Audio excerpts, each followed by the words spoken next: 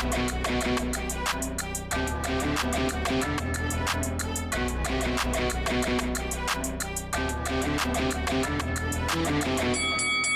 guys, welcome to Boxing Squared for boxing news and views from around the internet.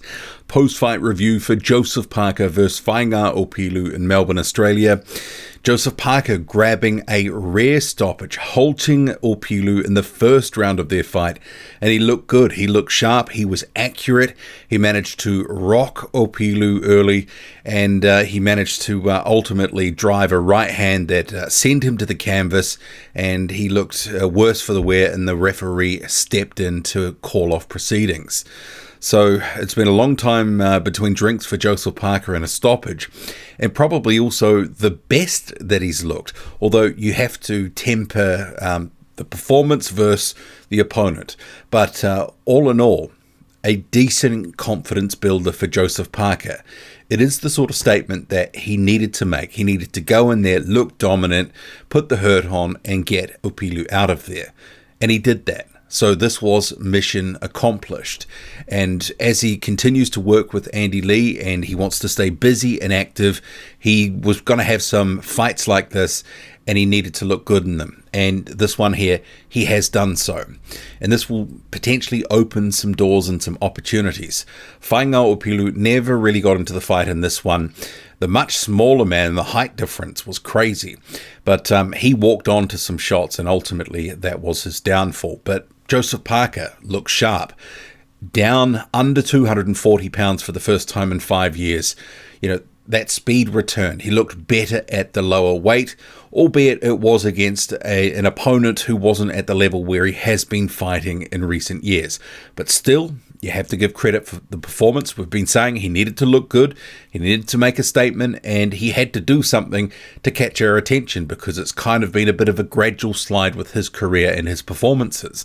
So he stops the rot tonight against Faiga Opelu, and then you start to turn your question to the what next, which we'll come to, but the post-fight comments. So you had Andy Lee, Tyson Fury, and Joseph Parker all making comments. Parker saying that, you know, it was about making a statement, that now he wants to keep busy after this fight, get some momentum, and get back to the top. And he was asked about who he wants to fight. He didn't really sort of give an answer on that. He sort of turned it over to Andy Lee. And Lee spoke about, you know, needing to keep him busy, to active, to get consistency, and that he was ready for anyone, and that he could become the second best heavyweight behind Tyson Fury, who he was referencing in the ring. Fury himself described the fight and the performance by Joseph Parker. Great performance. He said he would like to see a potential rematch with either the likes of Andy Ruiz, Anthony Joshua, Dillian White, or Joe Joyce. And he said Joseph Parker is back on the map. Well, I guess in terms of where he's on the map, that's the real question now, because seemingly without a deal with a major promoter, this performance goes some way to maybe getting them back interested in Joseph Parker. One of the problems more recently for him is he really hasn't delivered on the entertainment front. He's been in pretty frustrating and boring fights, and he hasn't looked good. And he's been getting paid a lot of money, but not delivering so much. But tonight, went in there, did a job, and hopefully this will open some doors. And maybe the expectations on the money front need to come down a bit to perhaps get some of the fights that he could potentially get into or wants to be in with to get back in the mix. Might have to take some short money to grab an opportunity that can leapfrog him up the heavyweight division in terms of getting towards that title shot that he's talking about, the mountaintop he wants to climb again. But in terms of this fight, this performance, it's in the books now. Joseph Parker grabs a rare stoppage, the first we've seen for a while, and he looked good. Joseph Parker at 240 pounds, the lighter weight, lowest in 5 years. This suits him better in my view.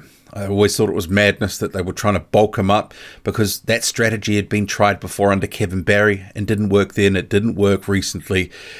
So we'll see what Andy Lee's got next for him.